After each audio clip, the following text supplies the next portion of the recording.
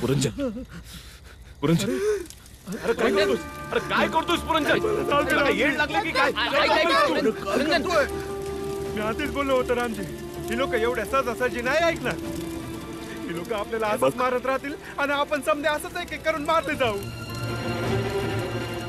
रामजी, हे असंच आपण समजे मरण्याआधीच आपण त्यांच्या वस्तीला जाऊन आग लावूया आणि त्यांच्या काही माणसांना आपण जायलं ना की बाकीच्या लोकांमधली हिंमत आपसुकच जळून राख होईल. पुरंजन, रामजी, दुसऱ्याला जाळताना स्वतःचे हात बी भाजले जातात. किती जणांनी मारशील, किती जणांनी जाळशील?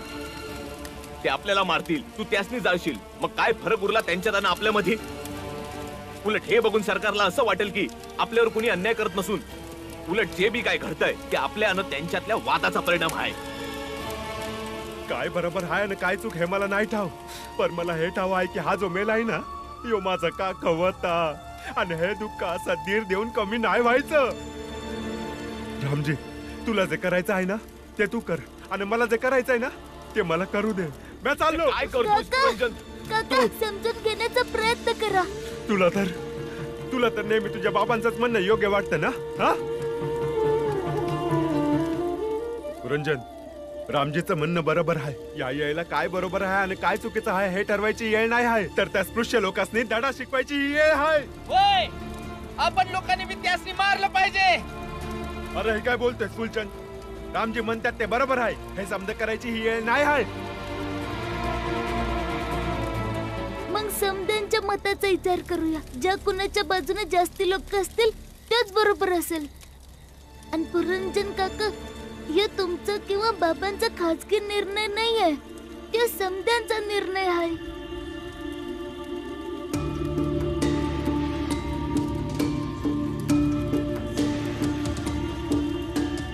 ठीक आहे, मग सांगा तुमच्यापैकी किती लोक माझ्या बाजूने आहेत आणि किती लोक रामजीच्या बाजूने आहेत? मी आहे.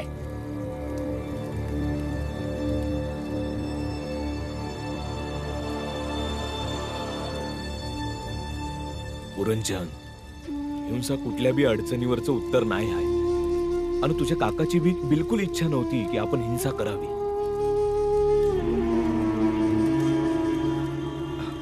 हे बघ पुरंजन, आता गपगुमानं राग गिळून काकांच्या अंत्यसंस्काराची तयारी करूया.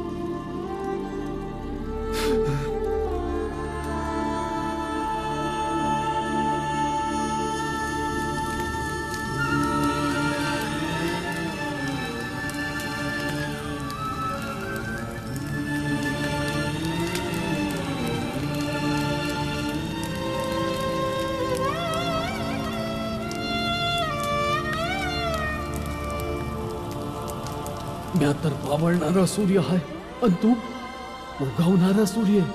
आता ह्यो लढा तुलाच लढायचा आहे. बोल भीमा, लढशील नव? मला कोणी मूल बाळ राहिला तेव्हा माझ्या माघारी माझं जे काही बी असल ते समजत तुलाच सांभाळावं लागणार.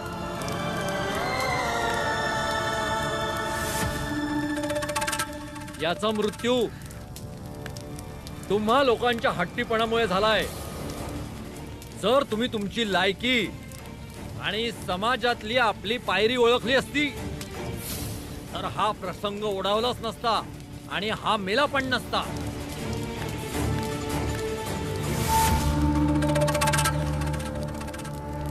तुमची लायकी नाही आमच्याशी संघर्ष करण्याची, पण असं वाटतंय तुम्हाला अजूनही कळलं नाहीये. पंडित तू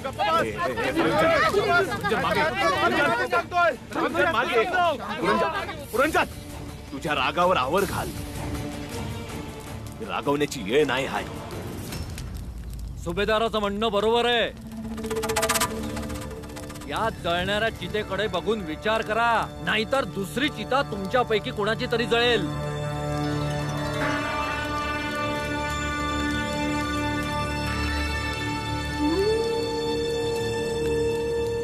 आपण समद्यांनी शांत राहूया आणि काकांची शेवटची इच्छा पूर्ण करूया. आपला लढा चालू ठेवूया. त्यासनी बोलू द्या. ते आपलं लक्ष भरकटवण्याचा प्रयत्न करतात, पण आपण आपलं लक्ष नाही भरकटवायचं. काकांच्या जळणाऱ्या चितेचा अपमान होऊ नाही द्यायचा.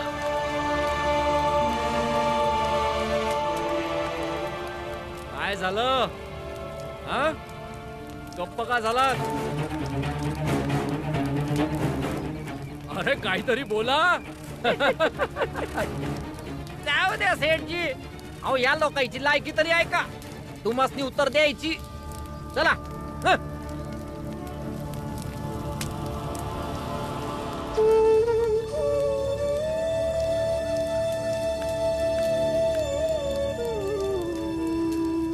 महाराज, तुम्ही जे काम करायला सांगितलं होतं ना ते आम्ही पूर्ण केलंय.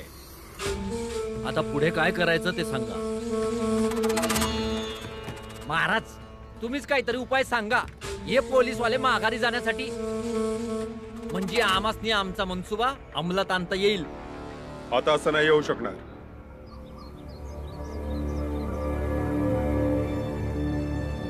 त्यांनी अशी तक्रार केली आहे की तुम्हा सर्वांच्या जमावाने त्यांच्या एका माणसाला मारलंय. आम्हाला नाईलाजास्तव कारवाई करावी लागेल.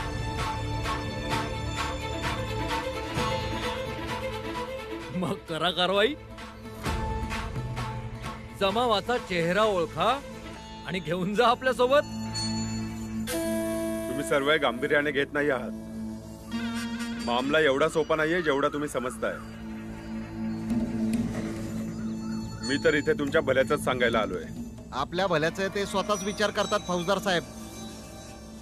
आणि विचार का नाही करणार? साक्षात महाराज यांचं मार्गदर्शन करतायत. का महाराज, आज काय नाही बोलणार का? अहो काहीतरी बोला. आज तुमच्या मार्गदर्शनाची नितांत गरज आहे यांना. ते तर आम्ही नक्कीच करू कुलकर्णी. परंतु सध्या आमचं भलं करण्याच्या नादात हे अस्वस्थ उभे आहेत. परंतु आमच्या भल्यापेक्षा जास्त तुम्हाला धर्माच्या बाबतीत जास्त विचार करायला हवा.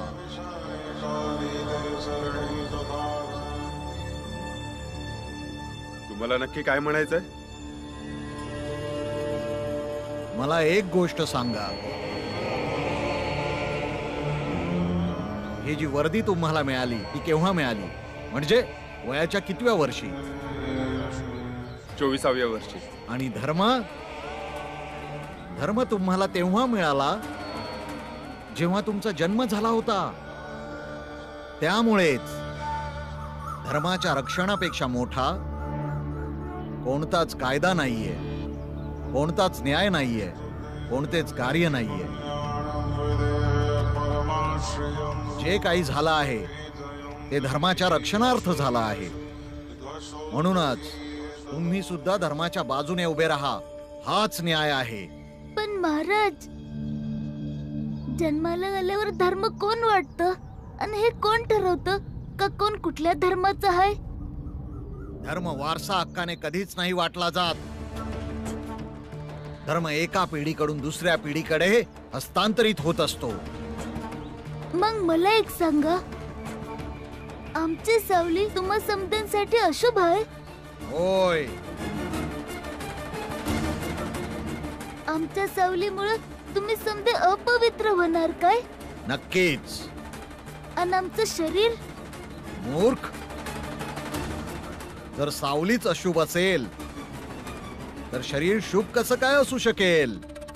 तर मग शरीराचा एक एक कण अशुभ आहे आणि त्या कणाच्या संपर्कात आल्यामुळे तुमचा धर्म भ्रष्ट होतो काय?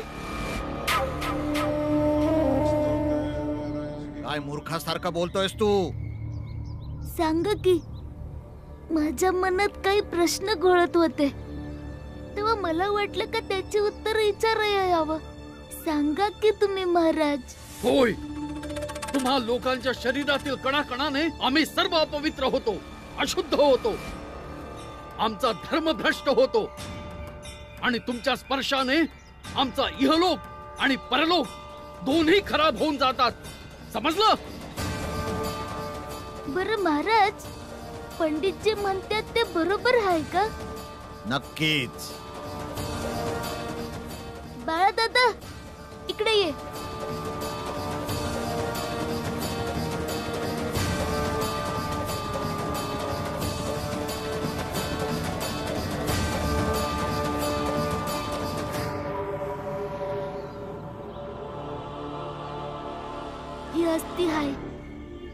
काकांची, ज्यांना तुम्ही समद्यांनी मारून टाकलं.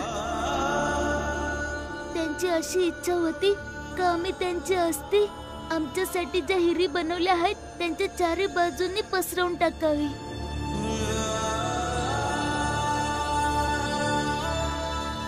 इथल्या मातीत मिसळावे, जेणेकरून तुम्ही तिथं येऊ शकणार नाही. तुम्ही येऊ शकणार नाही कारण या अस्थी आमच्या शरीराचा एक भाग आहेत. आणि तिला शिवल्यावर तुमचा मृत्यूलोक आणि स्वर्गलोक दोन्ही खराब होऊन जाईल. कारण तसं तुम्हीच म्हणलं होतं. समद्यांच्या समोर सांगतोय, कारण उद्याला तुमच्यापैकी कुणी असं म्हणू नये का मला ठाऊक नव्हतं. ठरलं तर मग आता तुमच्यापैकी कोणी बी आम्हाला पाणी घेण्यापासून थांबवणार नाही.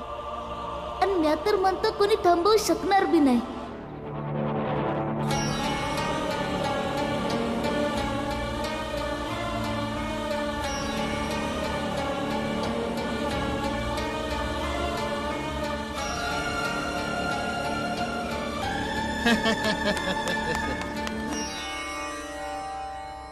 काय झालं महाराज? तुमच्यासारखी लोक म्हणायची ना की अस्पृश्य जातीच्या लोकांना बुद्धीच नसते.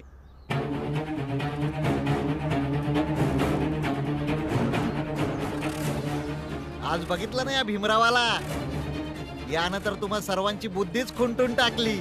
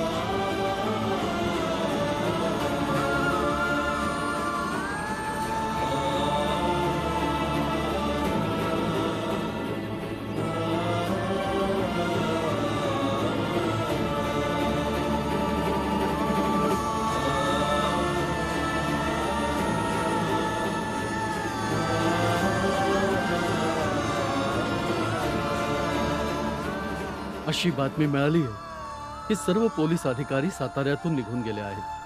त्यांना असं वाटत नाहीये की आता इथे पुन्हा तणाव निर्माण होईल. शेवटी विजय आपलाच झाला. गुरुजी, विजयी तर झालो, पण त्यासाठी लय मोठी किंमत चुकवावी लागली. धन्यवाद गुरुजी, या लढ्यात तुम्ही बी आमच्या सोबत होता.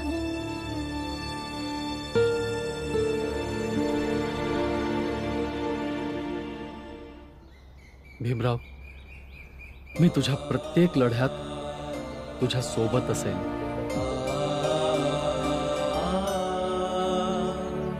तुम्ही समधे आपापल्या घरी जावा. जसं राहत होता तसंच राहा. आपल्या संग जे बी काय झालंय ते एक वाईट सपान होतं असं समजून विसरून जावा. आणि काकांसाठी खरी श्रद्धांजली हीच असेल की आपण सतत लढा चालू ठेवूया.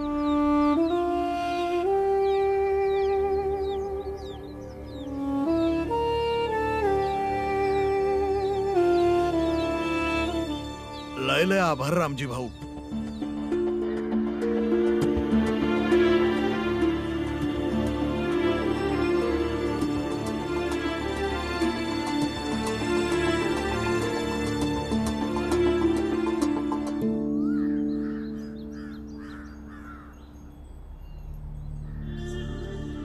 पुरंजन, आपल्याला ही दुःखाची येल धीरानं आणि हिमतीनं कापावी लागल. आम्ही समजे तुझ्या सोबत आहोत. सौताची काळजी घे.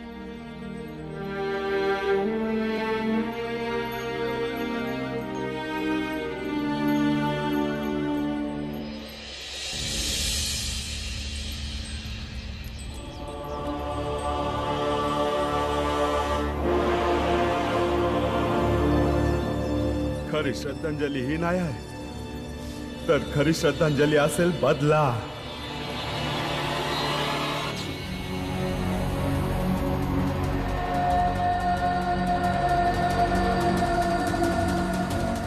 माझं मन असं शांत नाही होणार रामजी, असं शांत नाही होणार.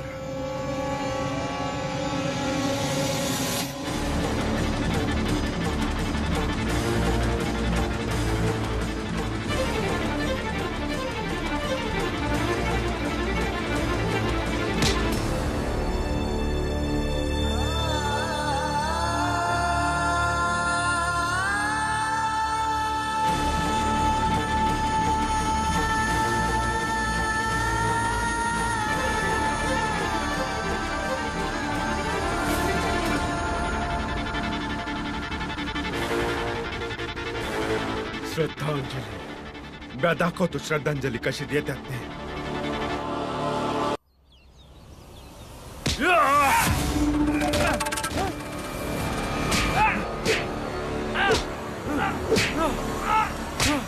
काकाला खरी श्रद्धांजली ही आहे, ही आहे काकाला खरी श्रद्धांजली. पुरंजन थांब थांब. अरे वेळ झालास का? हा? मी सांगतो तुम्ही समजे बाजूला व्हा, नाहीतर एक एक करून अरे समजाच मारून डोकं फिरलंय का टाकेल. तुझं?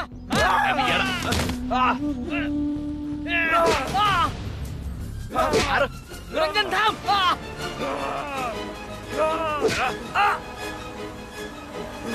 रामजी रामजी रामजी, काय झालं?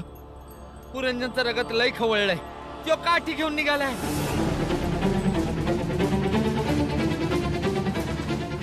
ते नक्कीच सोडू गोया गेले असतील.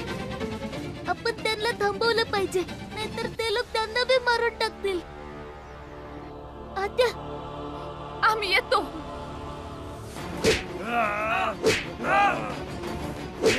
ये. अरे थांब रे.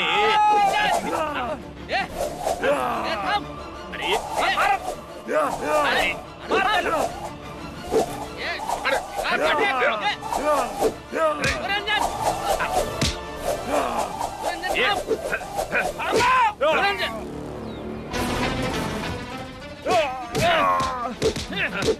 अरे थांबा भावांनो.